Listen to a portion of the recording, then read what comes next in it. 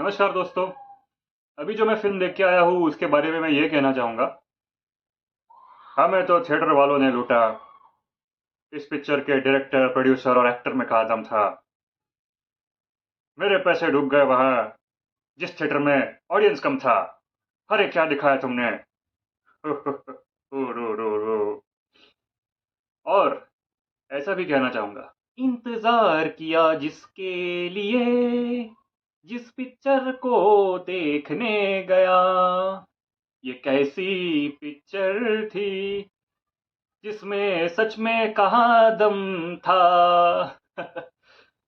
तो मैं देख के आया हूँ औरों में कहाँ दम था, directed by Neeraj Pandey, starring Ajay Devgn, Tabu, Shantanu Maheshwari, Sai Manjrekar and Jimmy Shergill. वैसे पहले जो मैंने कहा वो अगर आपने सुना ठीक से तो ही शायद आप समझ गए होंगे कि भाई औरों में छोड़ो, इस पिक्चर में कहाँ दम था। इस पिक्चर में रोमांस, सैक्रिफाइस के अलावा और था ही क्या। मतलब मैं समझ रहा था कि शायद ये एक रोमांटिक ड्रामा होगा जिसमें क्राइम का एंगल होगा, क्योंकि अगर आपने ट्रेलर देखा होगा तो आपको पता चलेगा कि इस फिल्म के जो प्रोटैगनिस्ट है वो जेल में आपको नजर आते हैं और प्यार भी कर रहे हैं। और उनकी कहानी फ्लैशबैक और प्रेजेंट डे दोनों में चल रही है। तो इस किरदार का नाम है कृष्णा, जो कि बचपन में निभा रहे हैं शांतनु महेश्वरी और बड़े होने के बाद अजय देवगन। एंड उनकी लवर दिखाई है, उसका नाम है वसुधा, जो बचपन में सई मांजरेकर है और बड़े होने के बाद तब्बू। एंड क्या होता है भाई, क्या मुझे आपको बताना चाहिए। तो वैसे भी आप कहाँ फिल्म देखने जाने वाले हैं। तो मैं इसके बारे में बहुत कुछ कहने वाला था ऐसा लगा मुझे, लेकिन सिर्फ इतना ही कहना चाहूँगा यार कि सच में अजय देवगन, तब्बू, शांतनु महेश्वरी, सई मांजरेकर और जिमी शेरगिल। जिमी शेरगिल तो थोड़ा बाद में है, पहले ये चार लोग ही। खास करके सिर्फ अजय देवगन अगर उनको छोड़ो तो इस पिक्चर में और था ही क्या, कहाँ किसी और में दम था, हॉरों में कहाँ दम था। मतलब ऐसा है कि ये लोग ऐसा कर रहे थे, फ्लैशबैक में स्टोरी एस्टेब्लिश करने की इन्होंने कोशिश की एंड प्रेजेंट डे में आगे क्या होगा उससे लेकर ये दिखाना चाहते थे। बट मुझे लगा कि इन्होंने अच्छी तरह से प्लेस नहीं किया है दोनों टाइम फ्रेम्स को। बीच बीच में ही फ्लैशबैक आ रहा था और बीच बीच में प्रेजेंट डे। जब फ्लैशबैक में चल रही थी तभी तो प्रोग्रेशन हो रहा था कहानी में, बट प्रेजेंट डे में फिर भी बहुत ही धीरे से चल रही थी। मतलब कुछ शॉट्स तो ऐसे लिए हैं जैसे किसी को अगर शॉट लेना है किसी का बाहर आते हुए कहीं से, तो उसको इतना स्लोली दिखाया है। एंड कुछ कुछ और ऐसा लग रहा था मुझे कि थोड़ा बहुत क्राइम का एंगल होगा, इसलिए कुछ चीज़ें शायद आप प्रेडिक्ट कर पाओगी कि अरे इसमें जो कांड हुआ है पिक्चर में वो शायद इस कैरेक्टर ने ही किया होगा।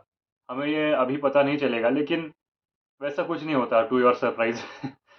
क्योंकि वो इसकी कहानी है ही नहीं शायद। बस यही दिखाना चाहते हैं कि अगर आप किसी को दिल से चाहते हो तो आप उसके लिए क्या कर सकते हो। उसने अगर गलती की तो क्या आप उसकी गलती का इल्ज़ाम खुद पर ले सकते हो।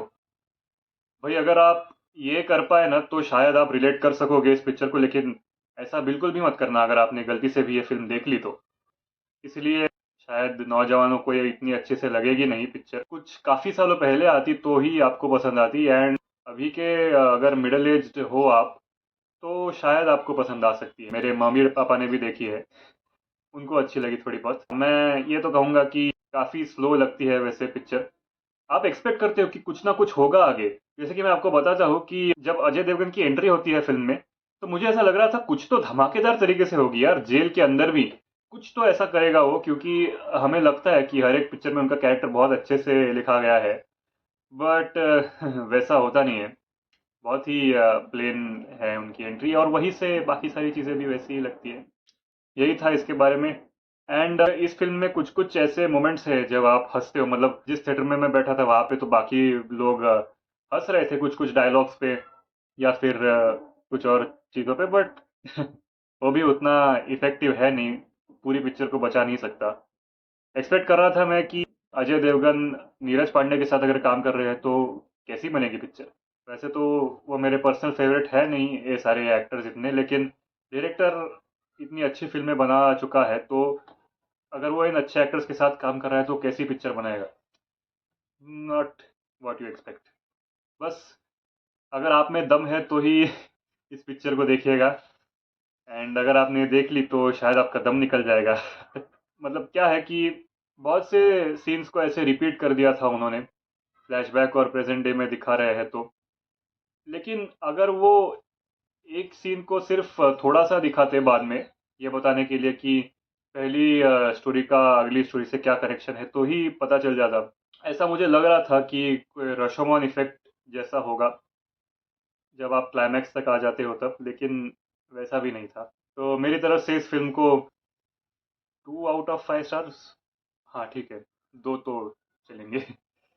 अभी मैं आप पे छोड़ देता हूँ, सोचिएगा अगर आपको देखना है तो। बहुत बहुत शुक्रिया, मिलते हैं अगले वीडियो में।